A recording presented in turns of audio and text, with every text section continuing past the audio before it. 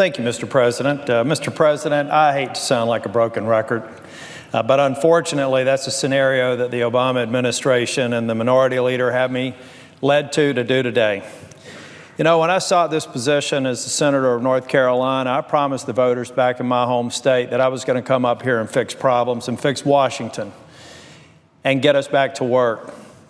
But yesterday, an attempt to rein in the president and the EPA failed, and it failed along party lines. Today, we had another chance to come together to help protect Americans from Washington's continual power grabs, to ensure they're not subject to illegal executive overreach, and to take control of a bloated bureaucracy. Today's effort passed, but only by a slim margin. Mr. President, we must stand up to the President and to the Senate minority leader, in their efforts to continue implementing policies that destroy our nation's economy, and in this case, harm farmers and small businesses in a variety of ways. I want the voters to remember this day. I want them to remember who stood against the illegal expansion of federal control over their land and their livelihoods, and remember those who didn't. The waters of the U.S., we have acronyms for everything here. It's called WOTUS.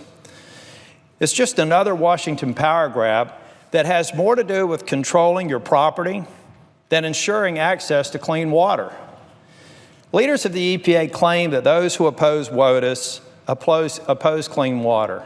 That seems like an absurd notion for anybody who's in this body. This is a completely false and elitist claim.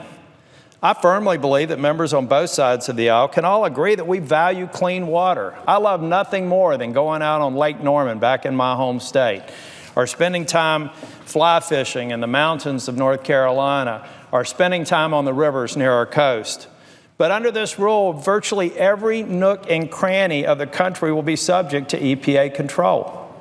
There's a risk that puddles in our backyards and ditches and crop fields will be regulated in the same manner our states regulate properly our beautiful lakes and rivers. One thing is clear under the waters of the U.S., WOTUS. There is no clarity. There is complete uncertainty and layer upon layer of bureaucratic red tape.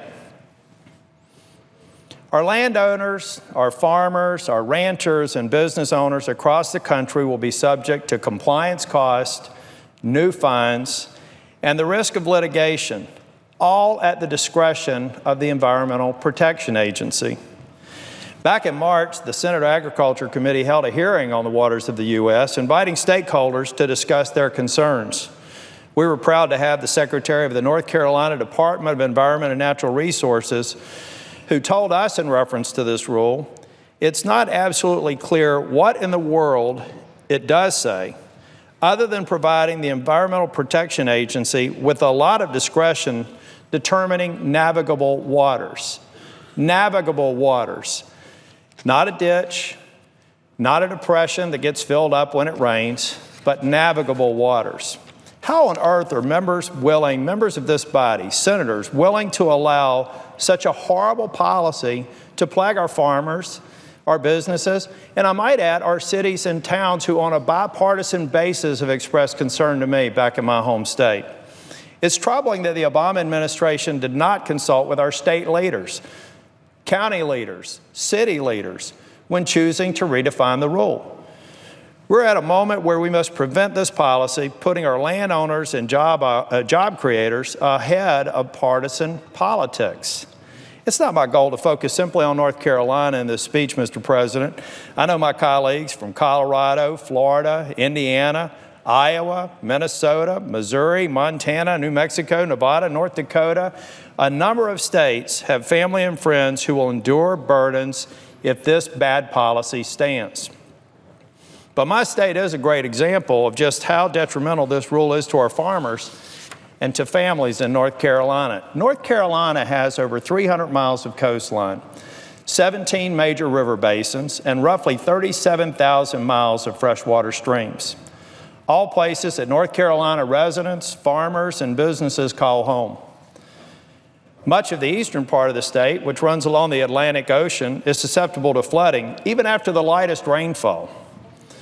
Earlier this week, parts of the state were again hit hard with heavy rainfall, compounding the effects of last month's historic flooding associated with the hurricane.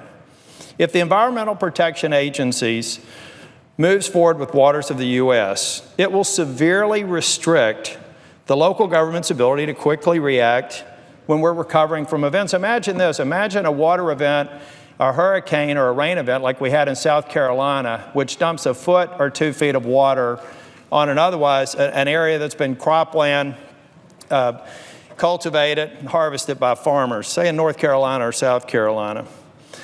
This rule is going to make it almost impossible for that farmer to begin recovering immediately because of the uncertainty of the regulations that come with waters of the U.S.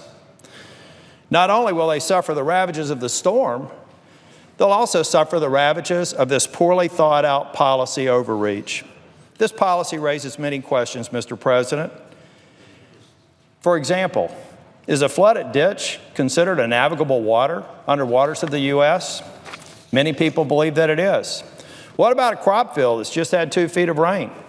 And a standing puddle may actually be subject to waters of the U.S., which puts a farmer in a position where they may get punitive measures imposed on them by the EPA.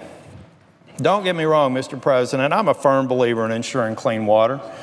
It's imperative to a flourishing agriculture industry in our local, state, and national economies. In North Carolina, we have a thriving brewery industry out in the beautiful mountains of Asheville.